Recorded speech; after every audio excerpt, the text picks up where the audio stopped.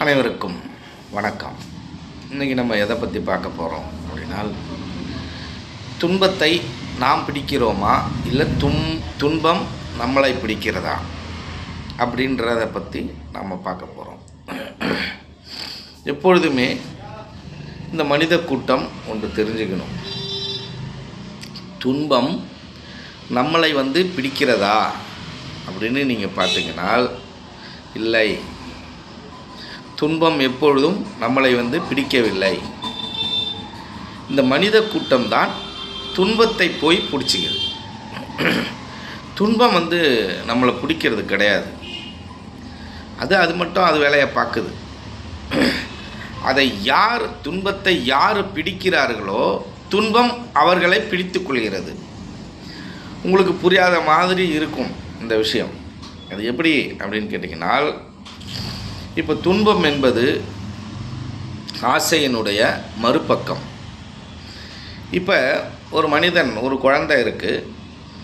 குழந்தைக்கு வளர வளர வளர என்ன ஆகுது அப்படின்னு கேட்டிங்கன்னா, அந்த விளையாட்டு பருவம் கிட்டத்தட்ட ஒரு 10 வயசு வரைக்கும் அவன் சந்தோஷமாக தான் இருப்பான். அவனுக்கென்று மிகப்பெரிய கமிட்மெண்ட் ஒன்றும் இருக்காது, அதிகபட்சமான கமிட்மெண்ட் இருக்காது. அப்போ அந்த 10வது வயதில் அந்த 10th எக்ஸாம் வரக்குள்ள அவனுக்கு அது பாஸ் ஆகணும் அப்படின்ற ஒரு நிர்பந்தம்.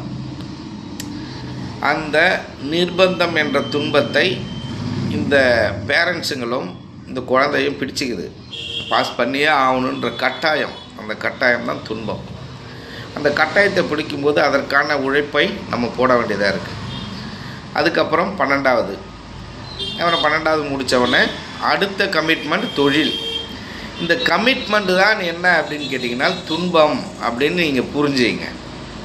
இந்த கமிட்மெண்ட்டுங்கிறத யார் உருவாக்குகிறா? இந்த எதிர்பார்ப்பு அப்படிங்கிறது யார்கிட்டேருந்து உருவாகுது அப்படின்னு பார்த்திங்கன்னா, இந்த மனிதன்கிட்டேருந்து தான் உருவாகுது. அப்போ இந்த எதிர்பார்ப்பு இல்லாமல் மனிதன் வாழறதுக்கு கற்றுக்கணும். அந்த எதிர்பார்த்து எனக்கு இந்த வேலை தான் கிடைக்கணுன்றது ஒரு விதமான துன்பம், இந்த பொண்ணு தான் எனக்கு வேணுங்கிறது ஒரு விதமான துன்பம், இப்படி தான் நான் வாழ்க்கையை நடத்தணும், எனக்கு நான் வசதியாக தான் வாழணுங்கிறது அது ஒரு விதமான துன்பம். இப்படி பலதரப்பட்ட துன்பங்களை நீங்களாக போய் பிடித்து கொள்கிறீர்கள். அதுவாக உங்களை பிடிச்சிக்கல. அது கார் என்னை வாங்குன்னு சொல்ல, வீடு என்னை வாங்குவாங்கன்னு சொல்ல, நீ என்னை முதல் மார்க் எடுன்னு அது சொல்லலை, நீ டாக்டராகனு எதுவும் சொல்லலை. இப்படி மனிதர்களாக ஒவ்வொரு எதிர்பார்ப்பையும் நோக்கி அந்த துன்பத்தை நீங்கள் பிடிப்பதனால்தான் அந்த துன்பம்